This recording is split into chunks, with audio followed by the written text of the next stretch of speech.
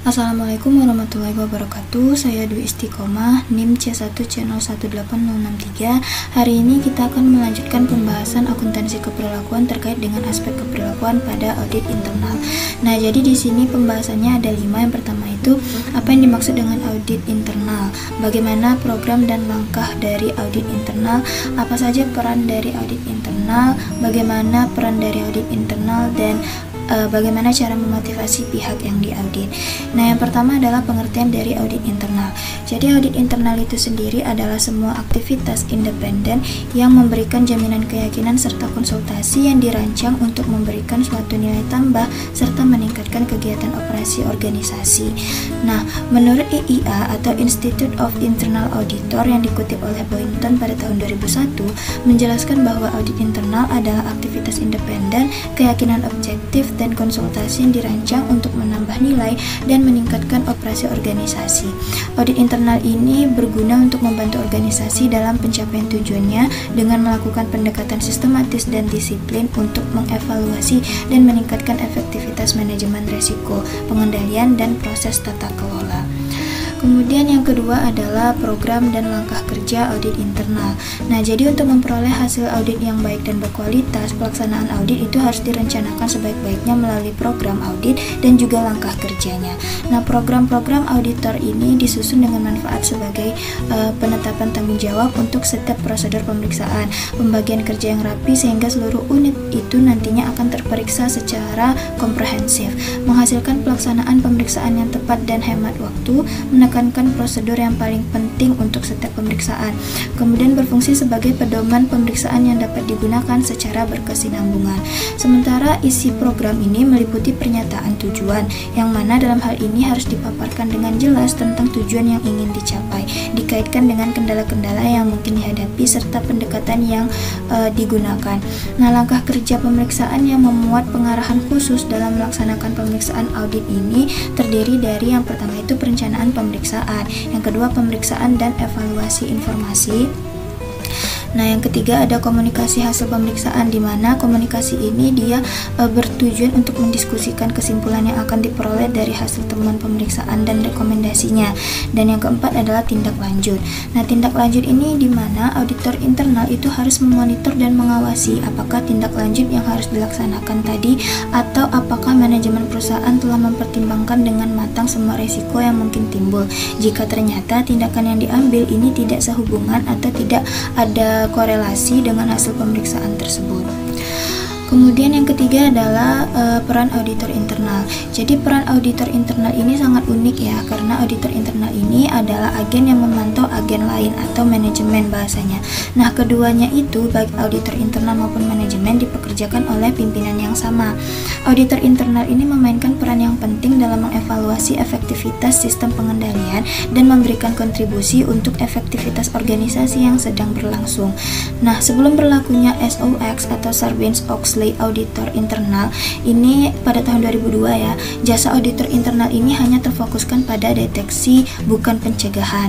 Nah, setelah terbitnya Sarbanes-Oxley tahun 2002 ini, auditor internal sekarang tidak hanya berfokus pada informasi keuangan, tapi juga berfokus pada tanggung jawab yang lebih luas seperti pengendalian internal.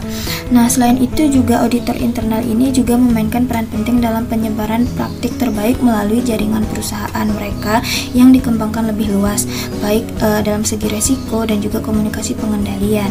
Peran auditor internal ini juga dalam manajemen risiko ini dari studi perbandingan antara perusahaan Belgia dan Amerika Serikat mengungkapkan bahwa peran auditor internal ini juga terlibat dalam secara proaktif dalam pengembangan dan peningkatan pengendalian internal yang dianggap sebagai aspek penting dari peran perintis.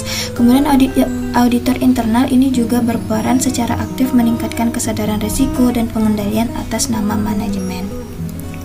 Nah, jenis-jenis peran auditor internal ini ada 4 ya. Yang pertama itu peran pengendalian pengawasan. Jadi peran auditor internal itu sebagai pengendalian pengawasan, di mana auditor internal ini dianggap sebagai penambah nilai, yang juga fungsi strategisnya itu harus menyelaraskan dengan kebutuhan dan prioritas dari semua stakeholder kunci, termasuk komite audit, manajemen eksekutif, dan juga auditor eksternal. Kemudian yang kedua adalah peran pendukung keputusan. Nah, jadi auditor internal ini dilengkapi dengan wewenang yang dapat meningkatkan akses terhadap manajer senior yang mengandalkan masukan dari auditor internal ini untuk membuat keputusan strategis yang cerdas. Auditor internal juga ditempatkan harus memastikan bahwa kerangka kerja yang efektif adalah memastikan komitmen yang tepat dan akuntabilitas dari semua pihak yang terlibat. Yang ketiga adalah peran komunikasi. Jadi auditor internal ini mungkin memiliki semua keterampilan ya di bidang keuangan maupun di bidang teknis, tetapi mereka juga harus mengembangkan hubungan dengan klien dan meyakinkan manajemen untuk melaksanakan ide-idenya. Dan mereka juga harus memiliki tingkat komunikasi yang tinggi, di mana mereka memiliki keterampilan dengan baik itu secara lisan maupun tulisan dalam menyampaikan informasi kepada klien dan juga manajemen. Yang keempat adalah peran manajemen intimidasi. Mengapa peran manajemen intimidasi dianggap penting bagi auditor internal? Karena selama auditor internal ini melakukan audit, keinginan pengendalian preventifnya itu bukan merupakan detektif atau pengendalian korektif. Mereka juga berharap organisasinya itu tidak terinfeksi oleh praktik intimidasi dan memperkenalkan pencegahan pengendalian untuk mengurangi praktik dalam organisasi yang mereka layani. Nah, Stella pada tahun 2005 itu menganalisis perlindungan untuk independensi auditor, dan studinya mengungkapkan bahwa motivasi manajemen ditemukan menjadi pendorong utama tekanan.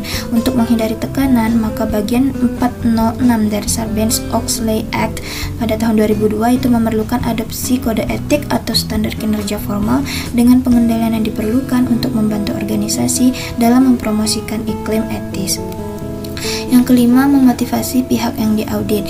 Jadi dalam memotivasi pihak-pihak yang diaudit, auditor internal ini memerlukan beberapa cara. Yang pertama itu kebutuhan menjadi bagian dari organisasi.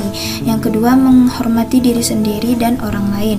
Yang ketiga, hubungan dengan gaya manajemen. Nah, gaya dengan manajemen ini terdiri dari 4 gaya. Yang pertama ada gaya mengarahkan, di mana manajemen itu mengarahkan berarti pemimpin memberikan instruksi secara spesifik dan mengawasi penyelesaian pekerjaan.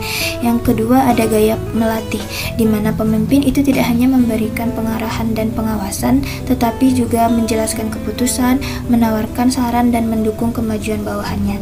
Yang ketiga ada gaya mendukung, di mana pemimpin memudahkan dan mendukung upaya bawahan untuk menyelesaikan tugas.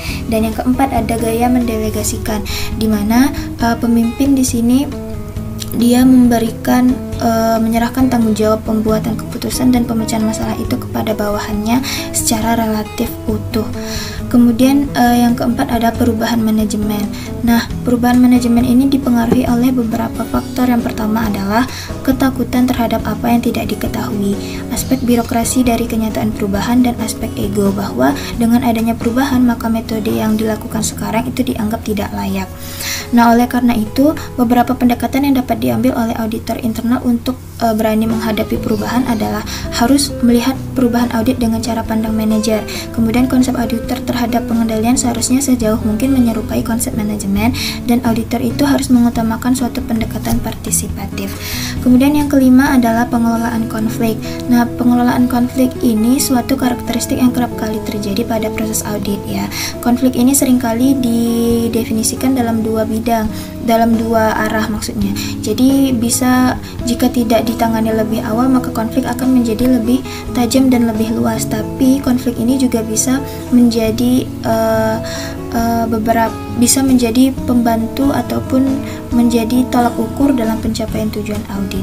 Nah, konflik ini dapat terjadi dalam beberapa hal, misalnya di lingkup manajemen, di tujuan sebagaimana terhadap auditor eksternal, di tanggung jawab seperti layanan manajemen, dan juga pada nilai-nilai dominasi atau persepsi terhadap peran audit dari kacamata pihak yang diaudit. Nah, untuk menyelesaikan ataupun menghindari terjadinya konflik dalam organisasi atau manajemen, ada beberapa beberapa hal yang bisa dilakukan atau 4 metode khusus. Yang pertama adalah arbitrase, mediasi, kompromi, dan secara kesimpulan yang bisa saya sampaikan dari pembahasan pada kali ini adalah audit itu merupakan salah satu bidang kajian dari akuntansi. Nah, dalam audit itu tidak hanya dibicarakan mengenai teknik-teknik audit, tetapi juga bagaimana auditor itu mengambil kebijakan untuk menentukan suatu fakta. Seringkali pertimbangan yang diambil oleh auditor ini menjadi penentu dalam memutuskan suatu masalah, terutama dalam hal penetapan pendapat. Untuk itu, sikap, persepsi, dan perilaku menjadi acuan dalam pembahasan mengenai pertimbangan seseorang auditor, baik itu auditor internal maupun auditor eksternal. Itu saja yang bisa saya sampaikan pada materi kali ini. Semoga bermanfaat. Wassalamualaikum warahmatullahi wabarakatuh.